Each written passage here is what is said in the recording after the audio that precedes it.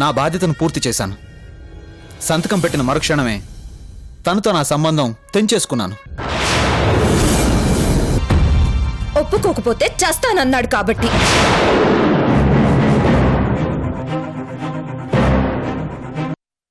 గౌతమిని చంపాలనుకుంటే ముందు నన్ను చంపాలమ్మా.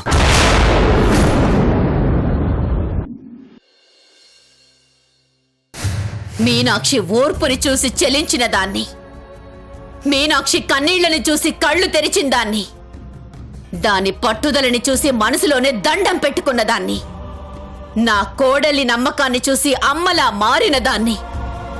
అలాంటి మీనాక్షి బ్రతుకు చితికిపోతుందంటే నిన్ను వదులుకోవడానికి ఒక్క క్షణం కూడా ఆలోచించను.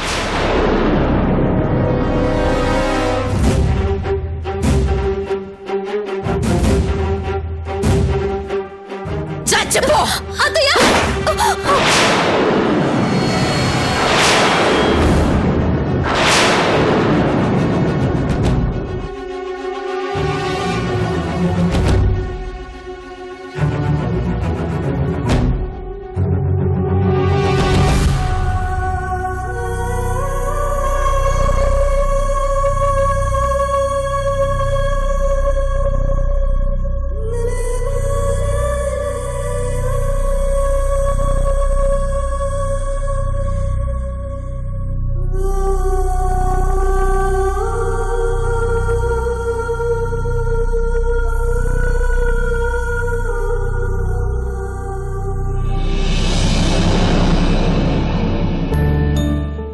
చేస్తున్నారత్తయ్య?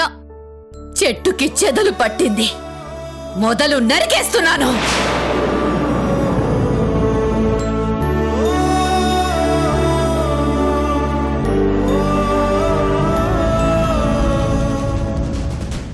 నేనే నీడి కింద బతకాలత్తయ్యా? ఎవరి కోసం బతకాలి?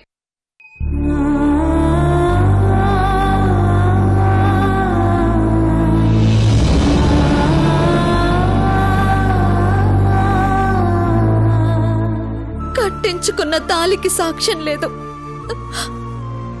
నేను ఇంట్లోకి వచ్చే నాటికి నా మెడలో తాళి లేదు.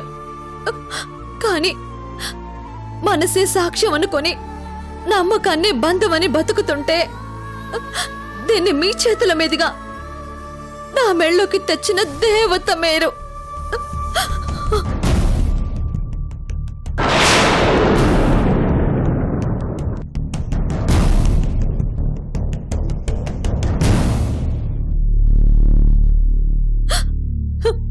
ఇన్నాళ్ళ నా ఆరటం దేనికోసం? దేనికోసం? ఇన్నాళ్ళు మీరు కన్న బిడ్డ మీద చేస్తున్న పోరాటం దేనికోసం? దేనికోసం? అలాంటి మీరే ఆయన్ని చంపి దీన్ని తెంచేస్తారా అత్తయ్య?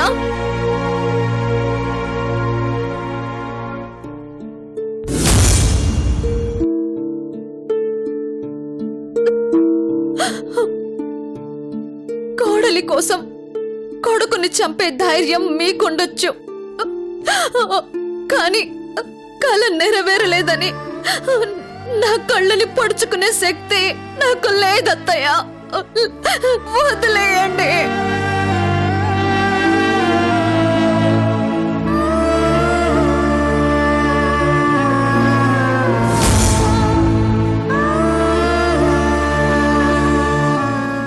మీనాక్షి,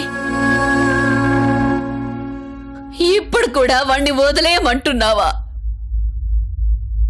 వాడు క్షమించరాని తప్పు చేశాడమ్మా. అయినా వాడి రాక్షసత్వం నీకు తెలియట్లేదా?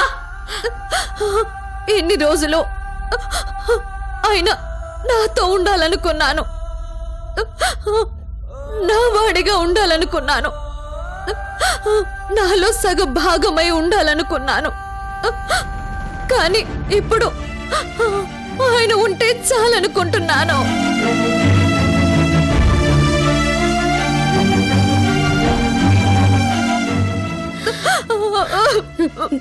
చూడురా, చూడు, ఇంత చేసినా ఇంకా నీ క్షేమమే కోరుకుంటోంది, నీ గురించే తపన పడుతోంది. ఇలాంటి అమ్మాయిని కాదనుకోవడానికి నీకు మనసు ఎలా ఒప్పిందిరా? ఏంటమ్మా నువ్వు మాట్లాడుతున్నది? నేనేదో తప్పు చేస్తే నువ్వు నన్ను క్షమించినట్టు, తనేదో నాకు ప్రాణభిక్ష పెట్టినట్టు. మీకు మీరే గొప్పవాళ్ళుగా ఊహించేసుకుంటున్నారు. ఏంటమ్మా ఇదంతా? అమ్మా, నాకిప్పటికీ నీ దారేంటో, నువ్వేం ఆలోచిస్తున్నావో నాకు అర్థం కావట్లేదు. నేను చేసిన తప్పు అయితే నన్ను చంపేయాలి, రైట్ అయితే గౌతమి నాతో ఇంట్లో ఉండడానికి అనుమతించాలి. అంతేకాని నేను పెట్టను, అడుగు తిన్నివ్వను అంటే ఏంటమ్మా అర్థం?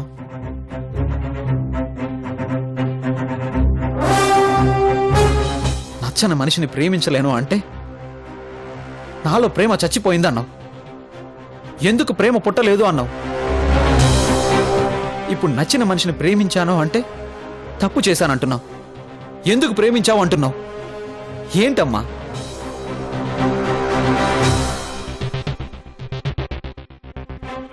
నాలో ఎప్పుడు ప్రేమ చచ్చిపోలేదు, కానీ ఆ ప్రేమ ఇప్పుడు గౌతమి మీద పుట్టింది. అందుకే వేలు పట్టుకొని తీసుకొచ్చాను.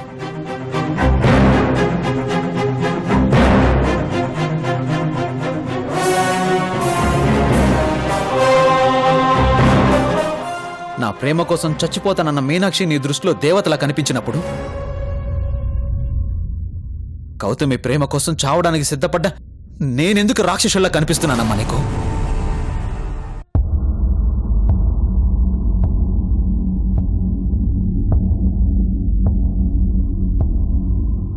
గౌతమి నాకెందుకు నచ్చిందో నేను 100 కారణాలు చెప్తాను. అదే మీనాక్షి నాకెందుకు నచ్చాలో నువ్వు ఒక్క కారణం చెప్పగలవా?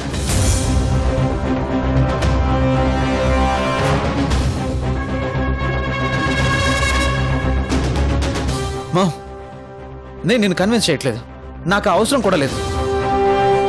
నేను నిజం చెప్తున్నాను. కూల్గా ఆలోచిస్తే నీకే అర్థం అవుతుంది.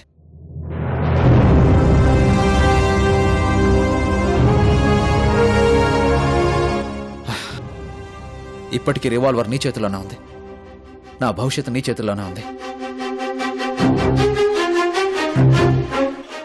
ప్రేమించిన గౌతమిని వదులుకోలేను, ఇష్టం లేని మీనాక్షితో కాపురం చేయలేను.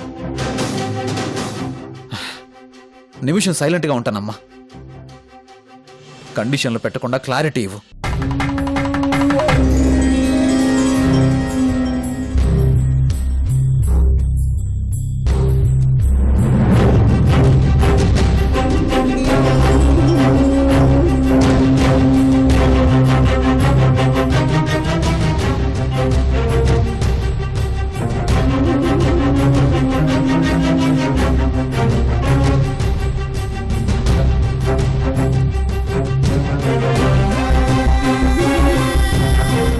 థ్యాంక్స్ అమ్మా.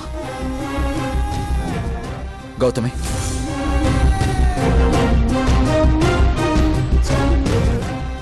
ఇక నుండి గౌరవంగా అందరి మధ్య నా దానివిగా, నేను ప్రేమించిన దానివిగా ఈ ఇంట్లో ఉంటావు. రా.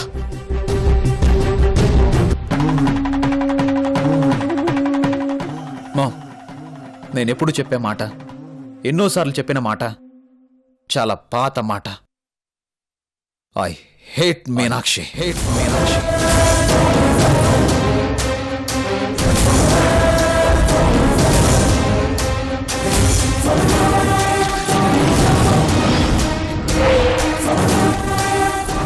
గౌతమి,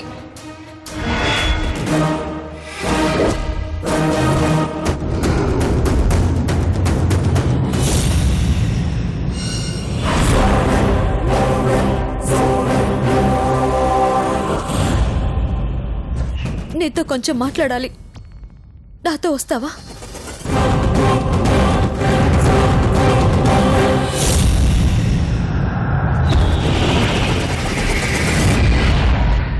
రా.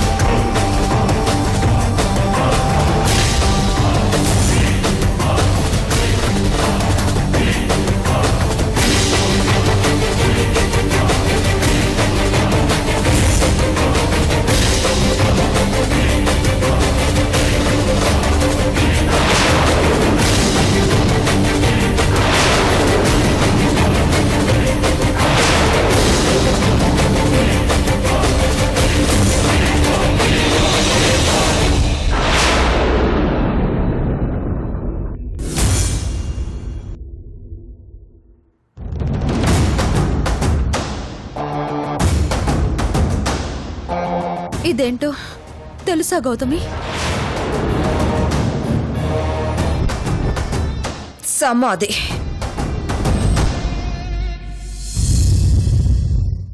నీ దృష్టిలో ఇది కేవలం సమాధి, కానీ నా దృష్టిలో ఇదొక దేవాలయం. మా మావయ్య గారు ఇంకా నా కళ్ళకి కనిపిస్తున్న దేవాలయం.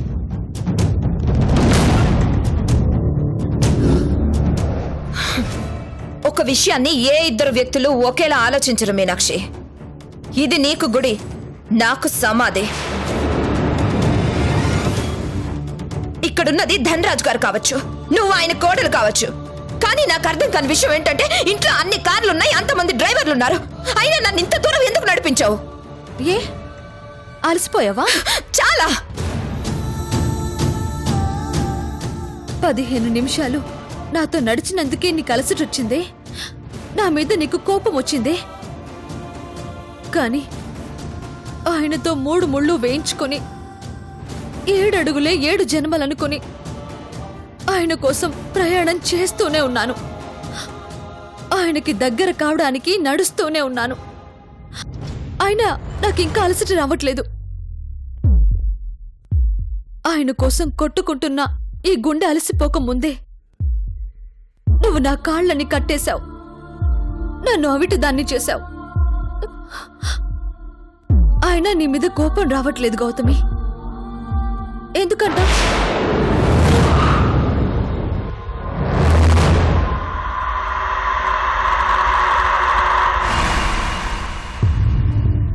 నువ్వు నా స్నేహితురాలివి గౌతమి.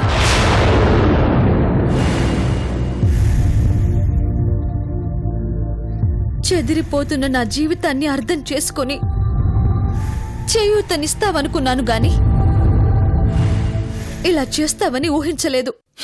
నిజ జీవితాన్ని అర్థం చేసుకునేంత స్నేహం మనిద్దరి మధ్య ఏముంది?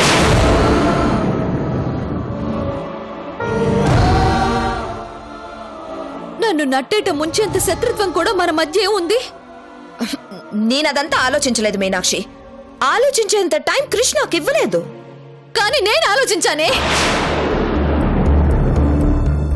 నా తండ్రి కిరాతకుడు వాడి బిడ్డగా ఉండలేను, చచ్చిపోతాను అంటే నా స్నేహితురాలుగా ఉండమని నిన్ను బతికించాను.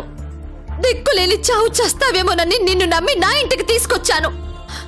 నీ తండ్రి పేరు చెప్తే నా అత్త నీ మీద ఉమ్మేస్తుందని నిజాన్ని దాచిపెట్టి తల్లి లాంటి నా అత్తని మోసం చేసి నీకు ఆశ్రయం ఇస్తే అది మర్చిపోయి నన్ను అధపాతాళానికి తొక్కేయాలని నీకెలా అనిపించిందే? నా భర్తని వల్లో వేసుకోవాలనే ఆలోచన నీకెలా వచ్చింది?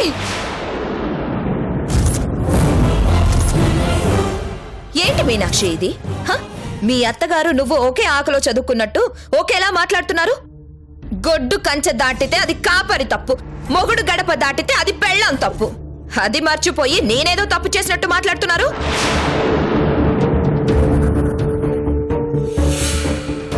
నిన్నేం నట్టేట ముంచలేదు. నువ్వు క్రిష్ ఆల్రెడీ చిల్లు పడ్డ పడవ మీద ప్రయాణం చేస్తున్నారు. అది గమనించకపోవడం నీ తప్పు. అందుకే పడవ తిరగబడిపోయింది. ఈదడం తెలిసిన క్రిష్ ఒడ్డుకు చేరాడు. అది చేతకాని నువ్వు మునిగిపోయావు. ఒడ్డుకు చేరిన క్రిష్కి నేను చేయి అందించాను.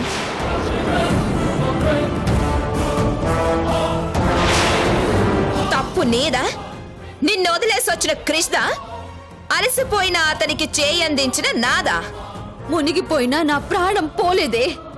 అందుకే నడి సంద్రంలో ఉన్నా ఇంకా బతకాలని, ఆయన కోసమే బతకాలని తాపత్రయపడుతున్నాను. ఒడ్డున నిలబడ్డ నీ కంటికి కనబడుతున్నాను. అప్పుడైనా నువ్వు పట్టుకున్న చెయ్యి వదలాలనిపించలేదే?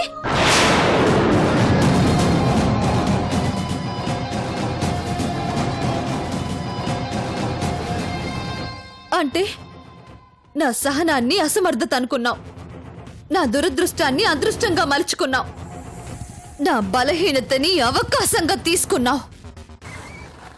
అవకాశం తీసుకున్నది నేను కాదు, అడ్వాంటేజ్ తీసుకున్నది నీ మొగుడు.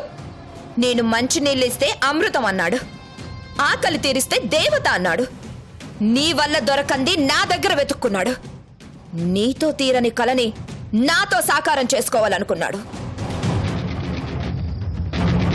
కల సాకారం చేసుకోవడం అంటే నమ్మిన స్నేహితురాలి కంట్లో పొడవడం కాదే. పరాయి ఆడదాన్ని మొగుడు కల తీర్చాలనుకోవడం త్యాగం కాదే, వ్యభిచారం అవుతుంది.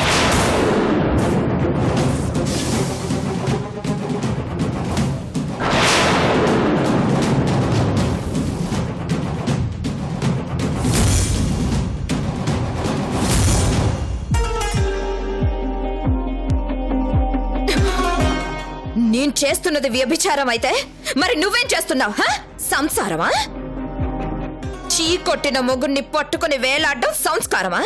నువ్వంటే ఇష్టం లేదు మొర్రో అంటూ పరిగెడుతున్న మొగుడిని పట్టుకోవడం సంస్కారమా? మన మోహం అందంగా లేకపోతే అందంగా తీర్చిదిద్దుకోవాలి, అసహించుకున్న వాణ్ణి ఆకట్టుకోవాలి. మరి నువ్వు అద్దాన్నే పగలు కొడుతున్నావు. నిజంగా నువ్వు తెలివైన దానివే అయితే కృష్ణి మెళ్ళో కట్టిన తాలిని తెంచిన రోజే నువ్వు కృష్ణ వదిలేస్తావు. అంతేగాని తోకల ఇంట్లోకి రావు. ఏయ్, నా మొహం అందంగా లేక ఆయన నాకు దూరం కాలేదే. ఆయన కళ్ళకి అంతస్తు అనే మబ్బులు కమ్మాయి. ఎప్పటికైనా ఆ మబ్బులు విడిపోతాయని నమ్మి ఆయన వెంటొచ్చానే. ఆ ఇంట్లోకొచ్చింది నీలా పరాయి ఆడదాన్ని మొగుడి కలల్ని తీర్చి సంబంధం లేని మగాన్ని ఓదార్చి ఉద్ధరించడానికి కాదే.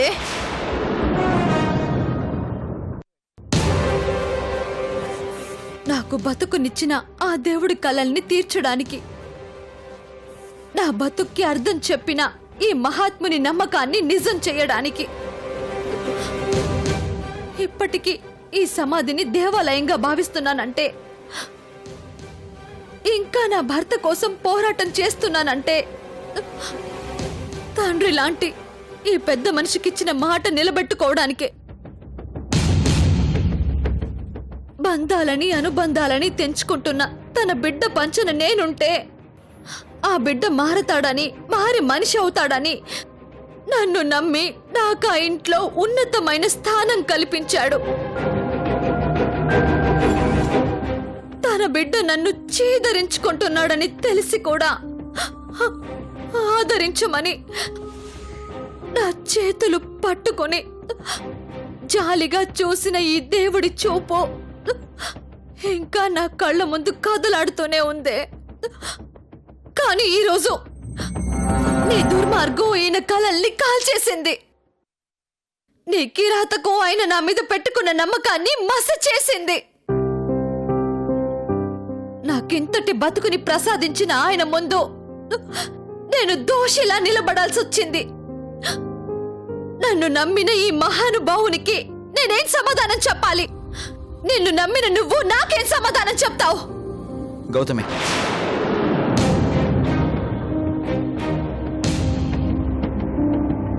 ఎవరికి సమాధానం చెప్పాల్సిన పరిస్థితుల్లో నువ్వు లేవు.